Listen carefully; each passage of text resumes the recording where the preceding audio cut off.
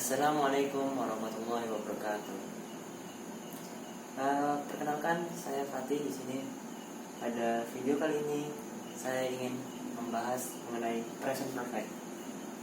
Apa sih present perfect itu?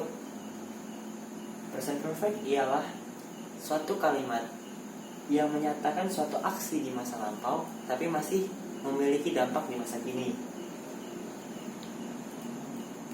Kapan kita menggunakannya? Jadi karena biar agak memudahkan kita dalam mengetahui present perfect lebih dalam itu, yaitu dengan mengetahui fungsinya. Pertama, yaitu untuk menunjukkan suatu pengalaman. Contohnya di sini ada I think I have seen this movie before. Aku pikir aku telah melihat film ini sebelumnya. Jadi kan dia mengatakan, oh, aku sepertinya sudah pernah melihat film ini. Lalu yang kedua, menunjukkan suatu perubahan. Gimana sih? Nih, ada contohnya di sini. Your English has really improved since you studied at America. Kemampuan bahasa Inggrismu benar-benar meningkat setelah kamu belajar di Amerika.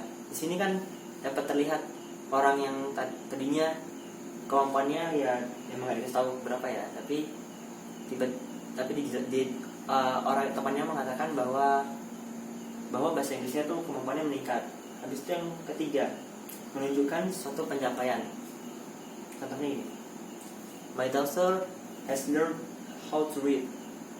Putriku telah belajar cara untuk membaca. Nah, di sini kan kayak pencapaian loh. Sebelumnya dia belum mencapai suatu tahap dan lalu sudah mencapai suatu tahap. Yang keempat, menunjukkan suatu kegiatan yang belum selesai. Contohnya gini, I'm so worried, my boy has still not arrived from school. Ini artinya adalah aku sangat khawatir, putraku masih belum pulang dari sekolah. Ini kan maksudnya yang belum selesai adalah putranya belum pulang, belum selesai gitu loh. Selanjutnya,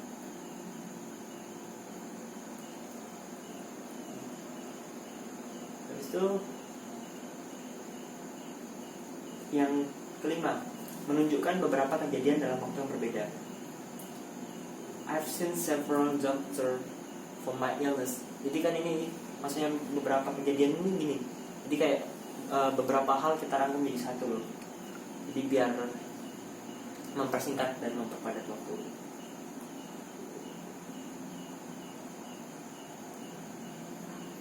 Rumus present perfect. Ini present perfect saya bagi menjadi pertama positif, negatif, dan kalimat tanya. Lalu kita bagi menjadi kalimat verbal. Pertama, kalimat positif. Di sini ada kalimat verbal. Kalimat verbal itu adalah yang nanti akan kita jelaskan nanti. Ada kalimat yang tidak memiliki kata kerja, yaitu subjek plus have atau has atau tambah verb atau objek. Apa sih subjek itu? Subjek itu adalah subjek adalah pelaku. Habis itu have atau has. Nah gini, kapan kita pakai have, kapan kita pakai has. Have itu kalau pelakunya aku, kamu, dan kita. Tapi kalau kapan kita pakai has itu kalau pelakunya dia dan dia laki-laki maupun dia perempuan, atau she atau he. Kalau bahasa Inggrisnya yang pakai have itu I, you, and we. Habis itu yang ketiga adalah verb. Apa sih verb itu? Verb itu artinya kata kerja seperti menendang atau kick. Tapi karena ini saya kurang lengkap menjelaskannya, tapi verbnya itu maksudnya adalah verb 3. Nah, habis itu yang terakhir ada objek. Apa sih? Misalnya kick the ball. Kalau verb 3-nya kick kan kick.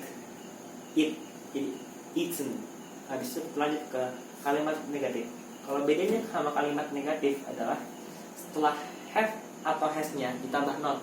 Maksudnya tidak. Oh iya, tadi saya lupa. Kalau yang kalimat nominal itu subject, have atau has tambah been sama objek. Karena dia nggak punya kata kerja ya, jadi diganti been. Habis itu yang kalimat negatif itu ada juga kalimat nominalnya sama aja sih, kayak kalimat positif nominal. Cuman ditambah setelah subjek itu setelah have atau has-nya itu ditambah not.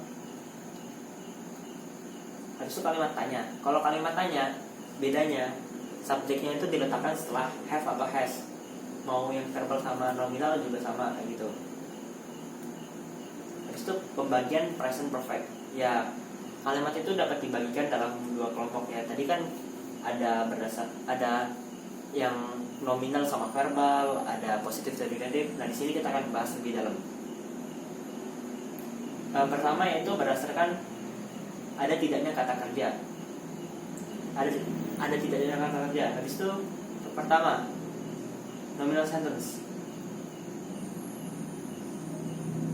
Nominal sentence adalah kata yang tidak memiliki kata kerja. Contoh, where have you been? Dari mana saja kau? Habis itu I have been here.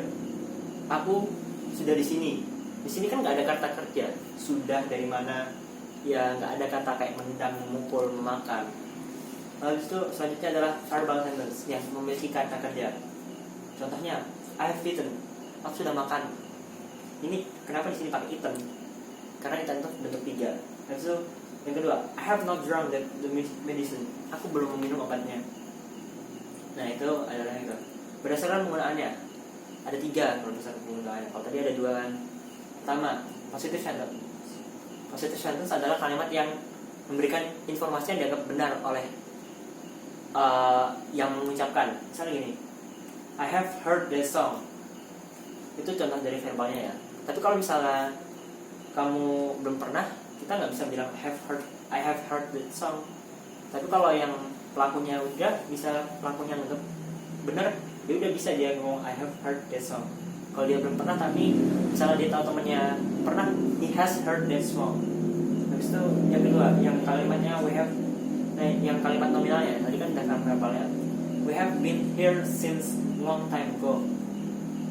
Kami sudah di sini beberapa lama. Kan ini kalimat nominal nggak ada kata kerjanya, cuman ya tapi itu positif menyatakan dia sudah lama di sini.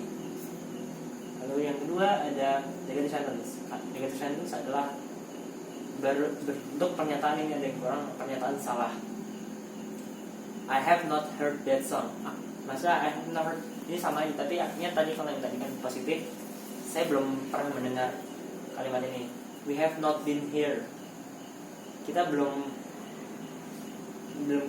pernah kesini. Kalau yang ini negatif itu ya gitulah, kalimat menyatakan tidak. Habis itu terakhir adalah affirmative sentence.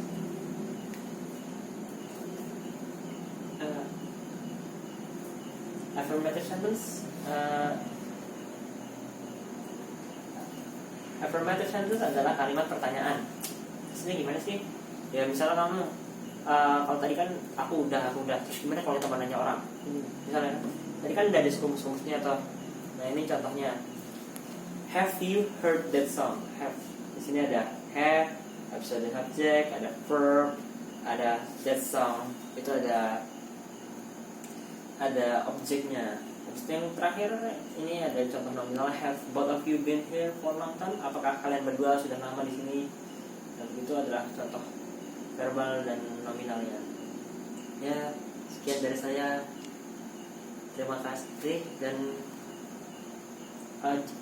kalau ada banyak kesalahan saya minta maaf.